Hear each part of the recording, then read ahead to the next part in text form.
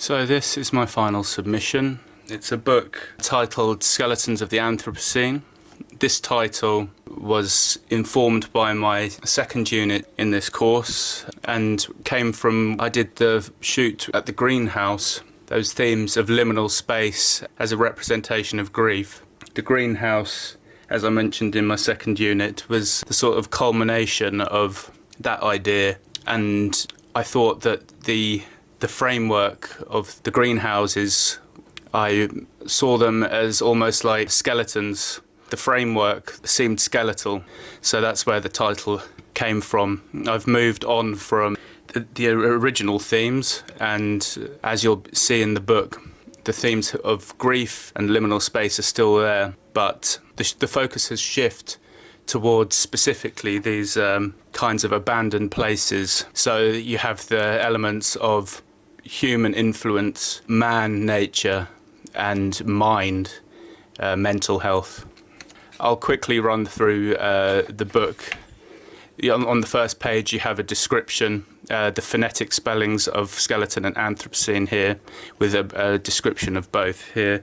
I'll just read the description. An internal or external framework of bone, cartilage, or of other rigid material supporting or containing the body of an animal or plant. So I'm going further to say that it's not just an animal or a plant, it's a construction, a man-made construction. And the supporting framework, a basic structure or the essential part of something. So the essential part of something, I'm trying to capture the essence of invoking these mental states relating one to another, man, nature, and mind or spirit. These are two images from the greenhouse. I thought it would be a good start to put these at the very start to show where the idea came from. As you can see, a very skeletal framework here, and inside the interior I'm relating the nature of the interiors of these places to a mental state. This image here, for example, is a place which was once used to tend the garden in this property. But since the owner has died and it has become abandoned, it contains within the image themes of loss, of nature prevailing in the absence of care. As you can see here, a theme of life preserver, or a circle of life, and it's been compromised here, where you can see the decay. So elements there of life, death, and relating it to a more humanistic approach. This thing is meant to save lives. And here, this image, the ruins, this is a good example of the interior space being dark and the inside coming out. So what was inside, or parts of the structure, have been laid bare and exposed, almost like an open wound in this place. This image here, it's the same place from a different viewpoint, but notably different, focusing on this boarded up door here, and you can get a better look of the nature coming through. And this door, although it's blocked, the way is blocked by these stones, which have been created from bricks of the wounded nature of the building. So a part of the structure has been repurposed to build this wall. So in a way it's an allegory that you build up your own walls in these situations, in states of being wounded, of being distressed. The walls that you create are often your own. Here we have an abandoned boat, well, it's not a moored boat, the boat has been stuck in the mud with no one in it, but it looks like just sort of wonder of this person reaching this location in the mud and then having to try and traverse their way out of this sticky situation. So again, this has elements of absence, of some kind of obstacle in the way. This again is a similar theme. And this is the other side of the bricked up door from the previous image. So it enters into this dark space, but there's this huge hole in the wall from the other side. So if only this wasn't blocked, you would be able to see the light coming from this way and the big exit.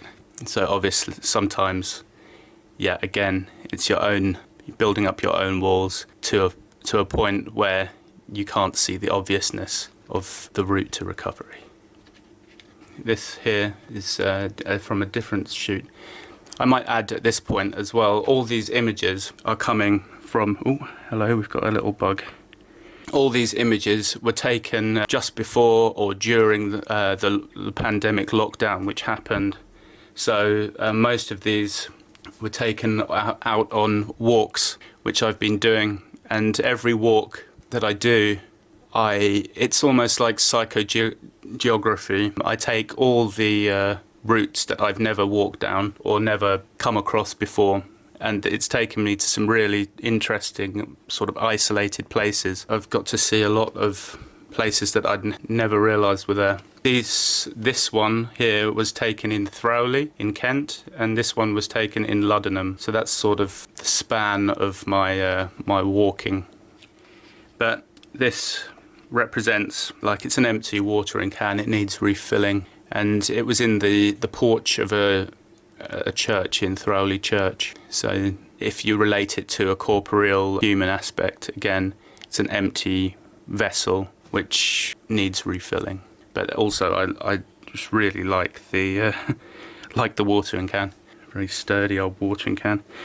And here you've got the absence. This was an abandoned bulldozer or big construction vehicle which has been worn away. It's almost like the person operating it has just vanished. And also the motif of the glass from the greenhouse. It's like a mini ecosystem, like a shell, an interior, a framework, again, where humans once were. Another skeleton.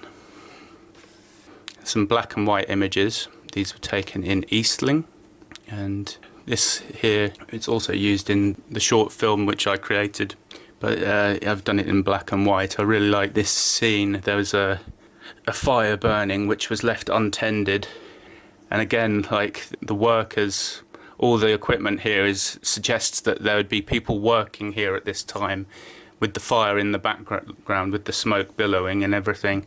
It's almost surreal, almost like the rapture has happened or something, you know, and everything is left as it was, ready to be used, but there was not a soul in sight. And right next to that, this kind of carpentry, forestry place, there was this old abandoned house with a garage just, again, left open and with all its contents spilling out. But you can see like the kids' playthings, and just has a sense that there should be there's something missing there. These here, this was a boat with the mention of scythe and this sort of little ferry boat. It gave me visions of like the river Styx and the ferryman taking someone across, and it could allude back to the previous boat images of things being crashed and stuck in the mud. These vessels which have tried to succeed, tried to serve their purpose, but have got stuck or lost in the way. And here, I come across a dead deer. It's the first deer I've seen for a long time in Kent, but it's like a literal sense of death to the book. I thought I'd at least include one image of death itself, and I think, although quite tragic, it also almost seems quite peaceful, this image. These images here, I thought this was quite a good allegory as well. This is just taken in situ, this isn't set up, but I just noticed this snail which has got stuck in this barbed wire here, with this fence, and has died in this location. It had never overcome its obstacle. And I mean, the obvious answer to solve this for the snail would be to go backwards as it's stuck there, and it never figured that out. I thought that was quite interesting, just the story of this snail. And here, this was in the church porch from Throwley again, and I really liked the light in this area, in the porch here. Have this dark, obscured figure. It's contemplative, being in a dark state surrounded by light. These two images were taken in two separate greenhouses which I'd found in the woods. This one was in Garlange Green, and this one was in Eastling. But these are the contents of those greenhouses, the guts, as it were. And you can see the sort of beginnings of nature reclaiming all of this stuff, and soon it will be part of the earth. And that's what in the future historians will look back on, the Anthropocene, which is humans' influence on nature. And there'll be this layer of stuff just left there as the relics of the future. And I liked this sign here. It almost says euphoria, and no water please. That's alluding back, could be seen to allude back to the watering can. And this sort of semi-euphoria of this liminal state, this just mud, and specifically the traces of something left in the mud. There was something once here. Again, absence, loss, this thick mud, quagmire of emotion, but also birds sort of casually traversing this landscape. Here, vessels that have come to their end, transportation, their journeys have ended here. This burnt out car, this crashed, decaying ship, still with elements of story, elements of police being here, of moorings still looking like they're in use.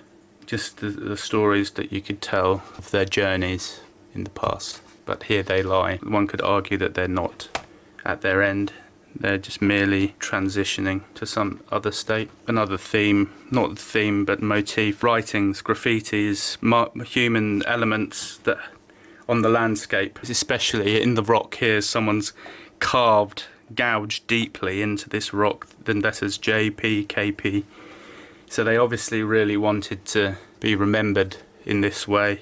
You've got the person doing that, carving their name literally into the rock face, and other people choosing to write their name in chalk to be remembered for a short time.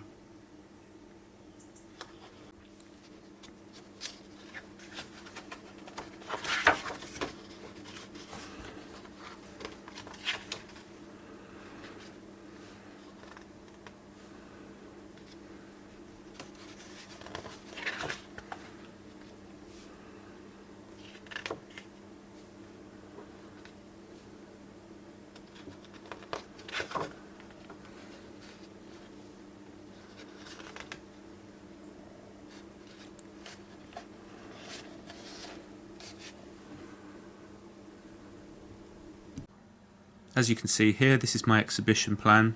This is the ideal setup for how I'd want to display my work. It's a multimedia exhibition featuring my photographic work, a film, the short film that I included in my project, and a sculpture. The sculpture relating to the liminal aspect of my work. It will be a tunnel created from door frames. So the door frame is representative of the threshold of which is one of the ideas of liminal space. So extending that threshold into a sort of transformative passageway between the room 1, which has a theme of light, and room 2, which has a theme of darkness. So room 1 would be well lit, and the photos which I'm exhibiting, as you can see, the red boxes on the walls, that's where I would situate the photos. And you see the entrance there, so as you walk in, you'll see the door in front of you, the tunnel leading into the darkness, and have the photos surrounding you with these lights in a fairly regular order, as you can see. But yeah, so people will enter, engage with the photos, and then hopefully gravitate towards the tunnel, go through, and open up into this dark room with the short film playing directly in front of them. Quite large being projected onto the wall there, and you can see there the pink line, that's representative of seating. Possibly that arrangement could change, but I kind of wanted to have a space where people could sit, obviously, and then keep the back half of the room quite empty. You can see there's two more light boxes on the walls there of photos, and then the green exit, I guess that would be like a curtained exit, so as not to create any noise, or people could just flow through this sort of transformative